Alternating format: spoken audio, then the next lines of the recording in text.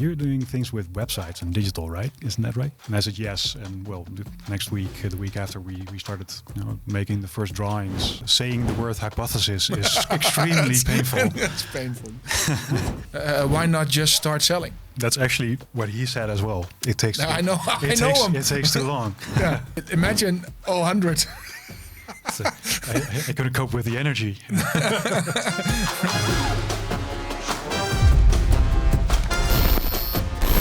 Welcome everyone.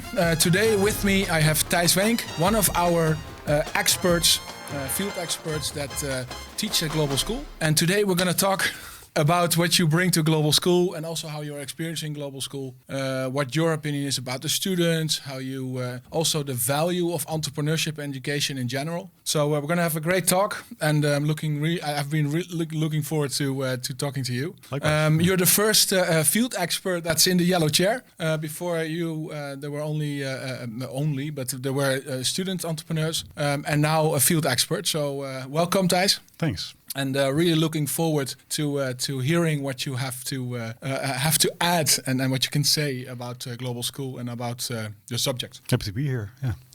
Thijs, I always like to start a little bit about your background. Where were you born and raised? I was born and raised in Apeldoorn in the center of the Netherlands. I lived in the same house where I was born for 18 years. So that's quite a while. And that's at the Veluwe, nice and green and a bit hilly. And then when I went to university, I went to Delft. So but when I was 18, the first 18 years of my life, I lived in Apeldoorn. Yeah, and what did you study in Delft? One of the prime technology-oriented universities? Industrial design engineering. Yeah. Is that also where you met some of our other faculty or not?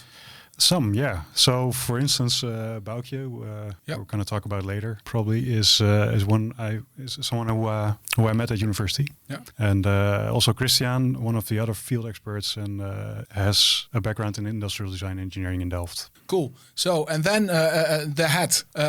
When you started your career, you had a spark for design, correct? Yeah. Because I have all these pictures of you in different versions of Thijs.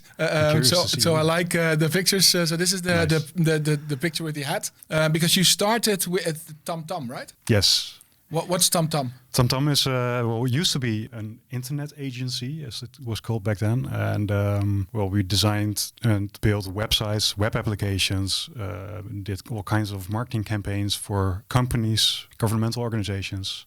Which time period is this more or less? Is this 2000? I started there in 2007, and I left the company in 2011. Yeah. So late 2000s. Yeah, so after the .com hype. Yeah. And then when it got serious and people actually knew what they wanted to do with the internet, you started with TomTom. Yeah. And that was later taken over by Dept in 2016, if I did my research correctly. Yeah, morphed into Dept. Yeah. So they changed the name and they started to think bigger than the Netherlands only. And they started a company that was global and multidisciplinary. So they bought all kinds of companies that were offering a different type of service. So they could expand their service and offer a one-stop shop, like all kinds of services to their clients to make it easier for their clients.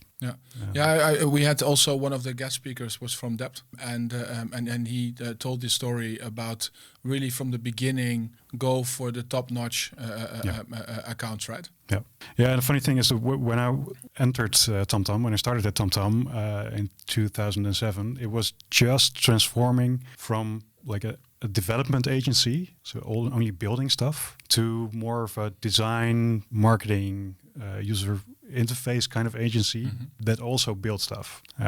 So TomTom has a history in transforming into new companies every so many years. And I was part of the transition when I started at the company. So I was like a first generation of creative consultants that started there. What was your, because you were a creative consultant, you did design, or what was your role there? Yeah, so what we did at TomTom and what I did at TomTom was, so companies, our clients came to TomTom always with a question in the form of a solution. We want you to build this. And my role, and with my co-designers, with my designer colleagues, we always ask, okay, so why do you need this? And what does your customer think of this? And what kind of problem are you solving for your customer? So we were always challenging the question that our clients asked us to really help them and really service them to service their customer. At the time, did you feel you wanted to become an entrepreneur? No, not at all. No. Not at all. No, I was entrepreneurial. Yeah.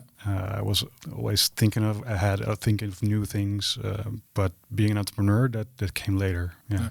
Although I started my first company, my software company, while I was graduating at industrial design engineering. But I always thought, I was going to go to a company and work there. Okay, but what sparked your entrepreneurship then? Actually, the fact that TomTom TomTom was a great learning experience. It was fantastic to meet all kinds of people and get a bit of an understanding how business worked and how a company worked. But the fact that I had little or no influence on the direction that company went into, it was like a big ship on the ocean going into a direction that that management chose. So the strategy we barely had influence on. And I had all kinds of ideas about sustainability, about being good to people, about not that TomTom was bad for people, but I mean I had the feeling that I wasn't able to work with my ideas and to help clients in my way within like the walls of TomTom. Okay, and that sparked you to start your own business. Yeah. How about your parents? Were they entrepreneurs or not at all? Not at all. Not at all. No. My mother was a caretaker for elderly people for basically her entire life.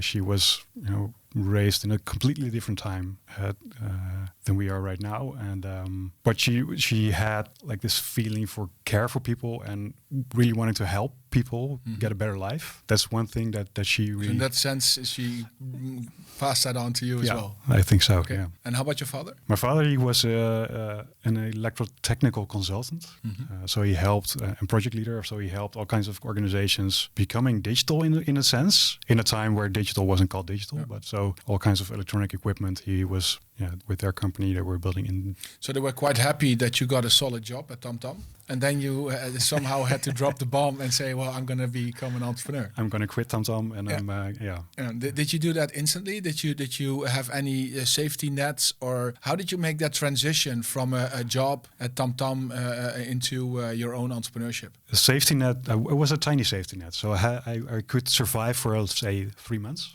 That's tiny. That's quite a tiny safety net. Especially now looking back, probably. Yeah. Yes. At the time you thought, well, I can do this, then start it up next month. Yeah.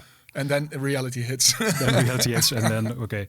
But I was thinking about this for quite some time, quitting TomTom and starting for myself. But actually nothing happened until I decided to make that step. Yeah. So once I told some people that I was quitting TomTom and started with my own business, then things got rolling. Yeah. And, are we talking about Quibus or are we talking about a different business? We're talking about going freelance. Freelance, yeah. So the freelance part was the first part, and then you started helping customers that you were acquainted to already via TomTom, or So that was a very valuable time about TomTom, is that my network, the people I got to know, were actually my entrance to the freelance world. They were really helping me to find clients. Yeah. Are you happy with your choice in the journey that you took to work with TomTom first, build up skills and capabilities, or would you, if you look back in time, wish you would have started as an entrepreneur earlier? Well, I think everyone has their own journey, and they're ready for a step at that moment in time, and that was the step that I wanted to take. And you have, of course, you all had these expectations or from people that think the next step after education, after university, is that you're going to get a job, right? Yeah. So that's like the stigma. But I ask is, but with what you know now, I'll answer the question from my perspective. Yeah. I wish I would not have postponed entrepreneurship that much that I did. I made also the choice to work for a business first. Yeah. Somehow thinking that I have to come up with a brilliant idea first, make the mistakes at a bigger institution before I try my own entrepreneurship. And in hindsight, I wish I would have started earlier. It's true. Yeah. Even if you take into account that coming from university, you don't have that many demands. You don't have you don't spend a lot of money on a daily basis. You're used to having a low budget, living on a low budget, and it's a great starting point for starting a business. Yeah. So in that sense, it would have been great to, straight from university start. How about during? I actually started my business during university. Was it easy to combine? It was while I was graduating, so that was quite challenging. Because it was so much fun to do. It only gave me more energy, to finish my graduation. Yeah, with Global School, I'm trying to create entrepreneurship education I wish I had myself. Therefore, facilitating young people to start earlier, because that's one of the things that I took away from my own journey. And of course, everyone has their own journey. But at the same time, looking back, I wish I would have started much earlier, because really building something takes so much time. So that the earlier you start, the more time you actually have to build something. So that's actually what drives me. You're one of the field experts at Global School. What drives you to teach at Global School? Helping others becoming better entrepreneurs, or becoming an entrepreneur if they're not already one. Cool, and I'm really proud that you not only have knowledge and skills and capabilities with regard to your expertise, your subject that we're going to get into in a minute, but also bring that entrepreneurial experience into the classroom, which really sets our choice in faculty, I think, apart from a whole lot of generic educators that teach entrepreneurship without having knowledge about what it actually means to be an entrepreneur. And that's why I'm really happy that you were open and willing to help us out, to help our young students out to become more effective. Yeah. So I'm really happy with that. One of the companies that you started was Quibus. And what I found on the website from Quibus is that you have 370 locations and about 4,000 daily users. A different picture, more formal, and the business owner, the entrepreneur. So you lost the hat and turned still wear one sometimes into the entrepreneur. Yeah. What's Quibus all about? Quibus is about well-being for children. And so with Quibus, we help daycare organizations, healthcare organizations, and primary schools with collective learning in order to get the best care for the kids that are walking around there. So are these generic schools, or is this kids with special needs? Generic schools. Generic schools. Yeah. And so what makes Quibus special? What's the offering? We have a software product. So it's a digital product that enables organizations to share knowledge about how to care for kids, what to do when an accident happens. Quite, the have-tos in kind of information that they need to share. And we make it very accessible, super easy to use. And the same goes for registrations of accidents, complaints from parents, things like that. And the way we do that is we build software that's so easy to use that it's getting out of the way of the people who are using it. So they have time, energy, attention for the kids that are actually the most important part of their daily work. Yeah. If I look at the product from the outside, I haven't used it, but then it looks almost like a board where you have sticky notes where you leave messages. Is that also what the system looks like when you use it or not? Yeah, totally. It's actually. So if you run it down to the basics, Quibus is actually a communication tool where nannies can share their best practices with each other, where they can share what they did on an activity with 20 children. So it enables all the colleagues and the entire organization to learn and to actually improve the quality of the care that they give on a daily basis. Is it also used to, for instance, specifics regarding one kid and that it gets transferred to the next caregiver or not? Not necessarily. That's not the part that we do. So so it's not individual management. It's really on building experiences and improving care. Yes. Okay. Yes. Well, apparently you found a need for it because 370 locations and 4,000 daily users. How did you come up with the concept? I actually founded the company with a friend of mine 15 years ago. He was in daycare companies walking around there for years already. He came up with the idea, and one day he called me and said or asked, "You're doing things with websites and digital, right? Isn't that right?" And I said yes. And well, next week, the week after, we started making the first drawings. So sort of CTO type of a role, but that's probably too technical. Well, more on the user experience and the design count. Today you would probably call a role like that head of product. Yeah. From a user experience side, head of design. Cool, very interesting. And now at Global School, you're actually doing hypothesis testing. Yeah. So new picture. This is a picture that we took for you today after giving class. So the mouth guard is there because we're in COVID times. Luckily, we're able to do all the teaching in a classroom setting. Also, some students joining online. But you're teaching now hypothesis testing. And I have a question from one of your fellow colleagues, Viv. And Viv has a question for you regarding this. Here it comes. So, Thijs, how did you switch from a creative director to a hypothesis guy? That's a great question. So actually, what I always have done from the start as a designer or creative director is solving real problems.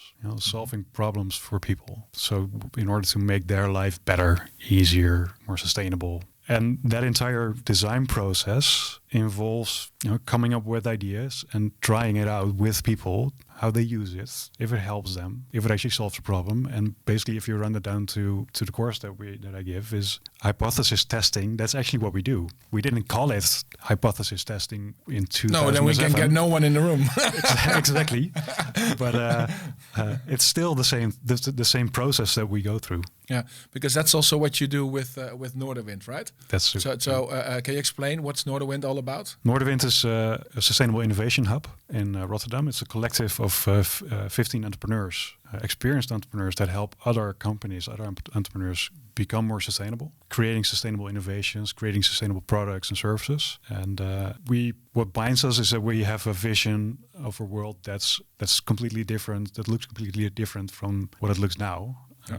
So we're aiming at a new economy in, say, 10 years, 15 years, where companies don't have money as the primary objective, but social and ecological impact as the most important drivers for them to do business. You were also co-founder of Noorderwind or not? I am. With Boukje and Sanne? Yep.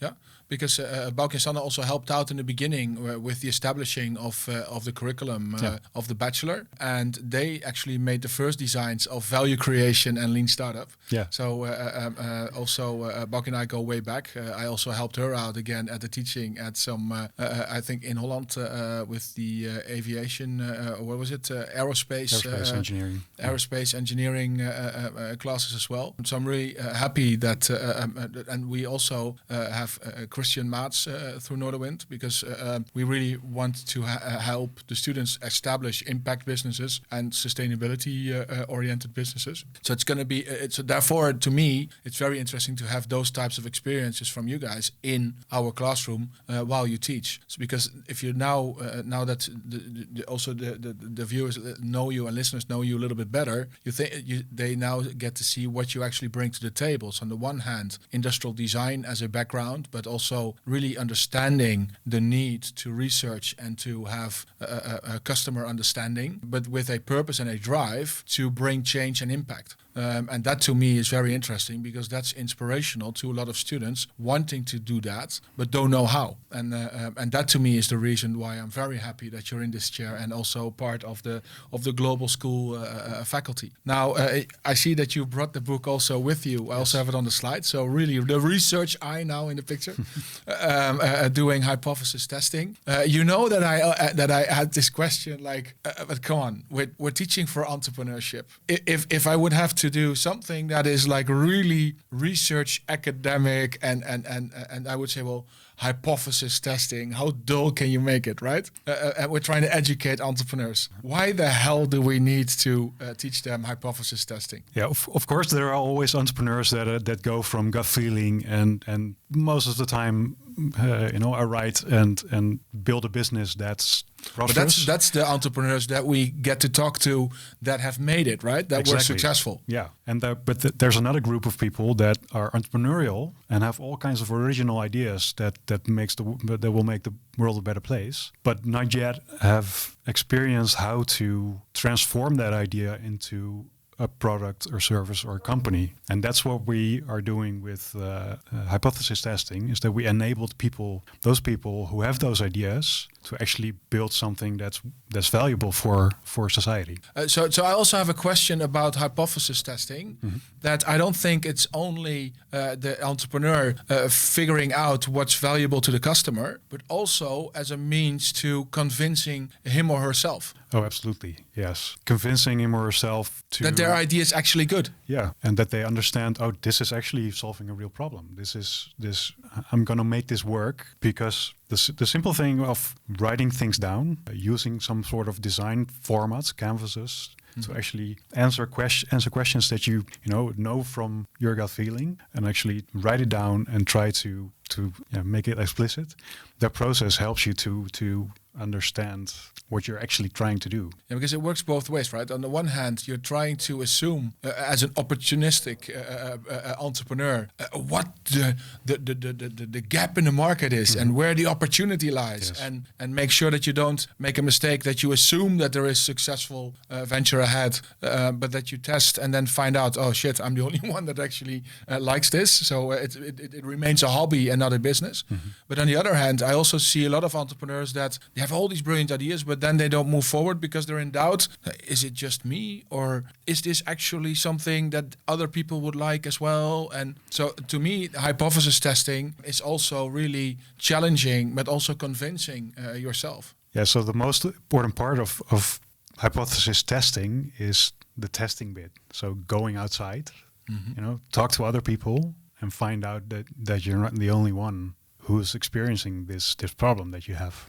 And that really helps to does at least two things. One thing, you recognize that other people also have experienced the same problem, but they experience maybe in a slightly different way. So you learn, and that's the other part, is that it enables you to, by testing it enables you to make the idea better, to understand your potential customer better and create a solution that's actually more fitting to that customer need. Yeah, so it's setting you up for success. Yes. And if you look at hypothesis testing, it's the hypothesis is actually the assumption, right? Is that you assume something and then you build an experiment or a test to figure out if that's actually the case. And if you look at the modules that we facilitate, you have the schematics where we have the anthropology, value creation, lean startup, business modeling, lean pricing. All these modules are all working somewhat towards hypothesis testing. Some broader just observations, like what's the market doing? How can I recognize trends? What trends are the ones that are helping me? What are trends that are preventing me from becoming successful? So what's blocking and what's helping? Then also understanding how actually the context of your perceived customer works, because they all have an idea, right? And then it is, okay, but will this work? And then you come in at value creation, and then you introduce hypothesis testing, and then you have to formulate your hypothesis. What do you see that they run into? Why formulating hypothesis is so difficult? Well, first of all, saying the word hypothesis is extremely painful. It's painful.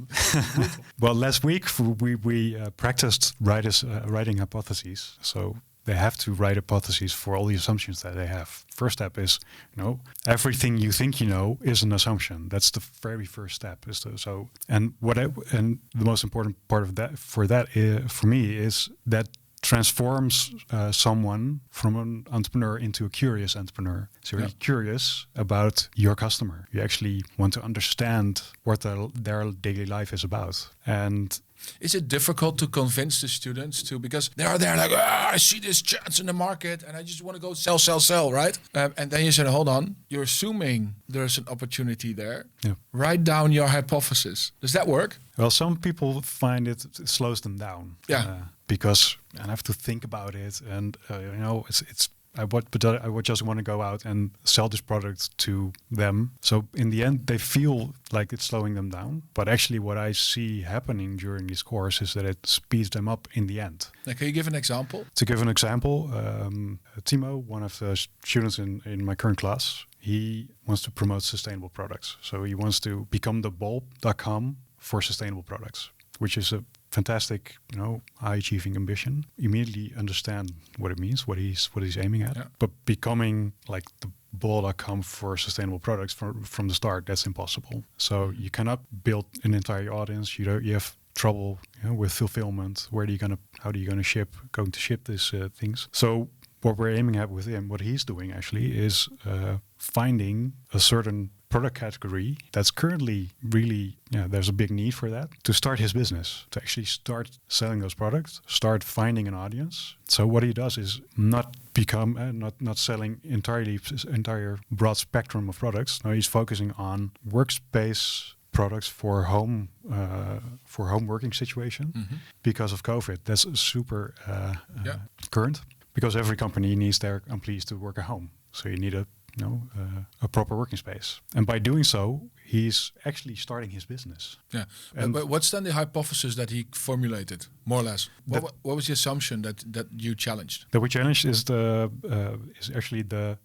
his first assumption was that there is a need for sustainable products and people are actually willing to buy and pay for it. Very broad, very like vague. And I think it's true. I really think it's true that there is a big demand for such products, but try to find them, try to find what is currently the biggest need for them or the biggest pain to solve.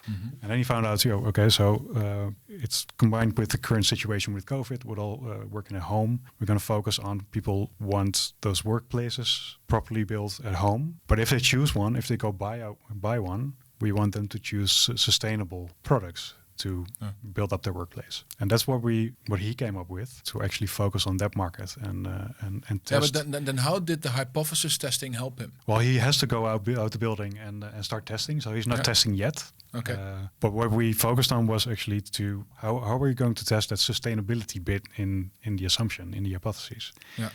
So this idea, these products, there's for workspaces at home is already there, but how are you going to focus on the sustainability part? Well, that's the difference he's going to test with this experiment. So he's going to build an experiment to prove that adding or selecting and only offering sustainability products is going to sell better than non-sustainable products, or that there's demand for that. Yeah. So he has this idea of creating a platform with sustainable products. You help him in the coaching and the challenging in the classroom with but where are you going to start? Yep. And then probably he goes blank because you don't know where to start, because it's such a humongous ambition. Yep. And then the hypothesis, then you break it down. Okay, well, what's the most riskiest assumption, right? That he puts forward, and that is that people are actually interested in sustainability where it comes to a big niche, and that is a home office. A home office, yes. Okay, and then let's say that he does, and then what can he find out? He can find out that they're not interested. It doesn't matter, the cheapest one or the fanciest one or the whatever characteristic one, or anyone goes as long as it's sustainable. Yeah, and what type of customer is interested in that? So that's for the targeting. Yeah. So because you're doing this, if you look at you are working in value creation, and that's really understanding the customer segment, right? So you're trying to figure out which customer segment is actually interested in when they make a choice in buying a product. Yeah. First thing they look at is that it is a sustainable product. So a really conscious customer, and the question is, what do they look like? That's actually the first question in the first lesson that we're talking about with the students. Yeah. So what do they say? In what ways are they looking for those sustainable products right now? How are they setting up their home office at this point? And what's the pain that they experience if it's not a sustainable product that they're using for their home office? So you have an entrepreneur. Like Timo, and he has this idea, this concept in mind, and he wants to go and start selling because he wants revenue, right? He thinks of a concept and he wants to start building the website. And then he comes into your class and says, hold on, let's first test the riskiest assumption and that people actually want sustainable products, right? Before you start building the website, before you start selling, why not just start selling and then figure it out? Why be so complicated and start with value creation, then you do lean startup, then the business modeling? It's going to take forever. It's 5-week modules. You'll lose half a year. Why not just start selling? That's actually what he said as well. It takes. I know him. It takes too long. Yeah. So he's gonna run from next week. He's gonna run 3 experiments next to each other. Yeah. So to increase speed, So he's gonna do parallel testing. Yes, which is great. It's that's the real entrepreneur. You steam ahead and go test your different parts of your business. Yeah. And what I'm aiming at with value creation is that you're building the right thing right from the start. And it doesn't mean that you have to wait for months of testing and then build something that's valuable. No, you can start building something by testing it. So the first prototype of a web shop could be a questionnaire. It could be a conversation with the customer. So how does it work for you? How do you build your home office? Yeah. And by having that conversation, you're really getting an understanding of how people do that and what they think is important in a sustainable home office. And these outcomes, so these quotes, the things that they say, you can use in building the right web shop and building the right product offering. Yeah. Is it because there is so much offering that there's a lot of noise, and therefore you really need to understand your customer so that you can have a clear sound towards the customer so that you will be found? Yeah, that's absolutely true. It's a noisy world out there, and the only way to people to pay attention to you is to have a super clear offering, a super clear solution for the problems that they experience. Yeah. Yeah, I recognize it also in Peter Pot. Peter Pot is now a supermarket with selling everything in jars because they really want package-free supermarket experience, right? And they had a super difficult time and also a very interesting journey because they figured out that they needed at least 1,500 customers per city to break even. Right. But they got stuck at a certain number and they really had to reinvent their model completely to be able to get to that 1,500. And one of the prime choices was that they wanted to do the delivery themselves because they had a dominant assumption that that was the only way to get good customer experience and customer service. They really wanted to have feedback from the customer, so they wanted to do the delivery themselves, and that kept them from only. They then chose the picnic model, so do city by city, but then they could not get to the 1,500 in one city. And investors didn't want to invest more because if you can't launch in one city, how the hell are you going to do it in the others? And then they had to let go their decision on the distribution model of doing everything themselves. And then with PostNL, the collaboration with them, they could deliver everywhere in the Netherlands. And now they have a waiting list of, I think, thousands of people that want to start shopping with Peter Pot, and they now have to manage the scale. So the assumptions of the entrepreneur of what they think is important, they can only figure out by testing and running into issues with progress, right? Yeah, and try to solve it as you go. So then it doesn't really matter that it takes 5 weeks to do customer segment validation, business model validation, lean pricing validation, whatever, because you have the time, right? You have the time, and it helps you to have that great starting point as you're going to start your business running, actually, by doing so. And that's what I like about the design of, because I'm the architect of the program of the bachelor, but normally you only have in a lot of universities that are more mass-oriented and more generic, they have a limited period in which you get to experience entrepreneurship a little bit. But you need much more time to run into issues and solve it, right? And I'm super interested every day to hear, okay, what are the entrepreneurs running into? Today we had a student that's launching tokenization of real estate, and he just had his first experience on what a DDoS attack means. So he's scaling up servers, and that's only something you can run into as an entrepreneur if you put shit on the market, right? Yeah. by actually building the things. By doing, and but also other examples of Laurent, who I think 2 weeks ago got the notion that his product was no longer you were no longer allowed to sell it in the Netherlands. So then he had to figure out a way how he could keep his website open, but from a foreign country that did have the stuff still legal. And you can debate about if that's then something that you should put on the market, but it's just an example of what students are running into because they have the time to really build, adapt, improve, and then being really well educated in hypothesis testing and knowing that everything you think is an assumption, I think is super valuable and also critical skill as an entrepreneur. So it's something that you need every day. You know, with Quibus still, I'm testing hypotheses every day because a business is never done, a product is never done. You're always iterating, improving. Every day I hear new things about my customers and about how they use the product. Mm-hmm. And so even with a company that's already there for more than 10 years, it's still a valid process that I use in running my business. And do you cut corners? Of course. So do you skip hypothesis testing as an entrepreneur? At some point you get this idea from, okay, but this is an assumption. What do I want to learn? Well, okay, I think this is the solution that we can test right now. Let's build it and see how people react. So you get this. It's more of like breathing. You know, it kind of becomes a way of thinking, becomes a way of doing things. Yeah. What I see is that our students really become aware that they are, when they're stating something like, oh shit, this is an assumption.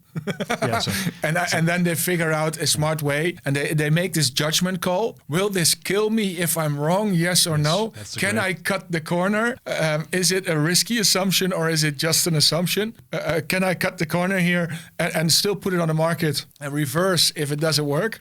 Or should I actually do all the hypothesis formulation, build the experiment, test it, and then, but you also get better and faster in time, right? That's the whole thing. Yeah, you get it's same with pitching, for instance. If you practice, if you do it every week, if you do it every time you do it, you get better. Yeah, it's really skill building. It's totally skill building. Yeah. It's so a short example from industrial design engineering. The first week I started there, my drawing instructor, my drawing teacher, he said something like, everybody can learn how to draw. So the group was filled with people who knew how to write but didn't know how to draw. And we started with drawing lines, straight lines, drawing circles, maybe doing squares. And by the end of the year, the people who couldn't draw at all in the first week were able to draw. Yeah. Everybody is able to learn a new skill if you are, if you're given the right instructions and the right tools to do so. And that's what we're doing with value creation as well. So we give them tools and a language and a mindset to actually be curious and adapt and learn from and see that everything they know or think they know is an assumption, and they start iterate and solve those assumptions. Yeah, cool. If you look at the profile from the students from Global School, how would you what are you experiencing? Because they're a special breed, right?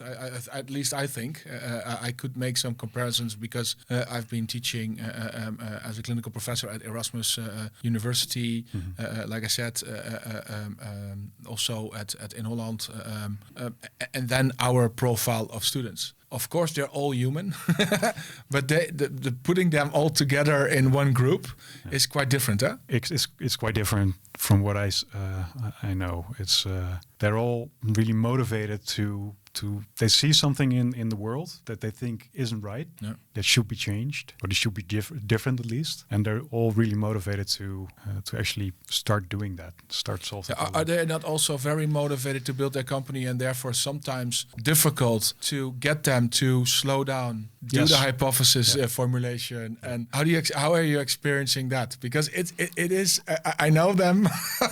It is quite a special group of people because at Erasmus, I was teaching 100 students in one course, mind you, in one minor. I had 100 students, and of them, 9 only wanted to become an entrepreneur. And those were the active and the creative and the also sometimes difficult to manage students, of which, by the way, the founder of Peter Pot was one, Yuri. And but here at Global School, all of them want to become an entrepreneur. Yeah. So we got this stew of people. That's also, I think, why we only put teach you in front of a group that is no bigger than 20, 20 something students, because if that, imagine all 100. So I couldn't cope with the energy. Yeah, but also the way they challenge, right? Because they also challenge you on the value and the purpose of what we're doing here. And I have a business to run. Why are we doing this? So it's both ends of.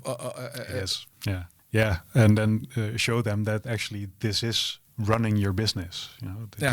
But they're So what sets them apart besides a lot of energy and passion about the positive as well as the negative, the not wanting because it takes too much time, and also the positive on, oh shit, this is really valuable for me and my business. Not all get it the first time. No, some need an extra round of value creation, which I can imagine. But in the end, they're all. So in the this is the second time I'm giving value creation this year. In September there was a different group, and people are, and some of them didn't make the end of the course, but they're all coming back to me now. So can I do a retake, because I want to really do this, and I can have because they have a choice. They can do a retake and only hand in the assessment, or they can actually be in class and get the coaching, and they are all choosing to be in the class, which is also already in my a funny phenomenon, because I also get some students that say, well, this is the first school where I actually want to be in the classroom because it's helping me build my business. So they're there, and then what? So can you explain a little bit about their characteristics and how they differ? What your observations are? So you don't have to compare them to others, but what are some of the characteristics? Let's say that some of the viewers are thinking of joining Global School. What will their student community be like? What type of people are in that community? It's what I see are people that have original ideas, that want to move forward with those ideas. I see a lot of personal development. They're really hungry in growing as a person, as a human being. Today, we just put everyone in the front of the class, unprepared, and they were going to pitch their ideas to a guest speaker, to an experienced entrepreneur, and everybody just did it. Didn't go well for everyone, but that's okay. For some of it was the first time for pitching, but everybody did it. They just went out there and pitched their idea, and that's what I see. With no one holding back, they're just rising and growing as a person, and just do that because they believe in the idea. Although they are sometimes a bit shy, but that's something that you can lose if you gain experience, and they really want to move forward with their idea. I also see that the shyness comes from the fact that it really matters to them, because they're not working on these make-believe cases. It's their personal futures, right? It's their real business. It's their real business, and most of them have an idea that is really close to their heart. So it really comes from personal experience, or it comes from something the problem that they see in the world that they want to solve, because it's really coming from their heart, and it activates them. Is that also what triggers you on why you're happy to help with Global School? Because it ties back to the beginning where we started off with what describes you on why you want to do hypothesis testing, or in the beginning why you want to be an entrepreneur and teach, but also in your other work with Quibus and Noorderwind to really help out and facilitate people that in things that matter. Yes, that's absolutely my motivation to be here, to be at Noorderwind. I'm a steward to their success. Basically, I want to help them become better entrepreneurs. That's also my way of teaching, coaching them, not solving problems for them. No, just pointing out the things or asking them questions, and to help them point out things that are important for their business, for the next step that they have to take. And I also see them grow personally. That's what gives me energy to see that they become a slightly different person during my class. That's very rewarding to see. You have quite some examples. Because it's so personal, we won't share them in this talk. But I know that I remember last week when you passed by, you said, "Oh, I got such a gift today." Because I saw progress in someone really breaking through a barrier and understanding what their impact of their own behavior was, and what that could do also for her personal future. Yeah, that was fantastic to see. It was that gave me chills. It was that was the gift of today, and it was making that day worthwhile. Yeah, absolutely. Cool. I had this weekend, I was also looking at my phone, and then one of the students in the group chat started the question, would you also study at global school if they wouldn't hand out a degree at the end? And then seeing the people respond, yes, of course. But then one also got the reason why we do the degree, because if I would listen only to their no, I would still stay, and of course I would stay, and but then we wouldn't have a business model. Because of the education, we actually are able to have people finance it through Duo. So the whole education program, of course, facilitates them as entrepreneurs. Hence the fact that they want to stay, even if we wouldn't give out a degree. But because it's fully accredited, we have a business model. And parents also appreciate the fact that the kids that they are letting out in the world and become an entrepreneur actually leave probably also with a running business, but at least they got, as a safety net, they got a degree. Yeah. Because it's quite a special bunch. Yeah? It's quite a special bunch. Imagine being parents of those. I can imagine the parents are the same. Yeah, but I had quite some students already in the yellow chair, and they not always are the same as their parents. No. But I do think they're all very interesting individuals and that have an opinion and that go out and do. It's sometimes a handful, but it's for me it's challenging, and I learn so much from them as a teacher, as an entrepreneur as well, because of their view of the world. Thanks for being here. Thanks for sharing your story. Also, thanks for the debate about we're pretty aligned there on hypothesis testing and why the hell should you do hypothesis testing as an entrepreneur, and then helping, especially my personal thanks to you, helping with the skill building of tomorrow's entrepreneur. Thanks so much. Thank you. Happy to be here. Thanks for watching. This was Thijs Weenk, one of the field experts at Global School. Hope you also tune in for the other videos. And Thijs, who else should be in this chair?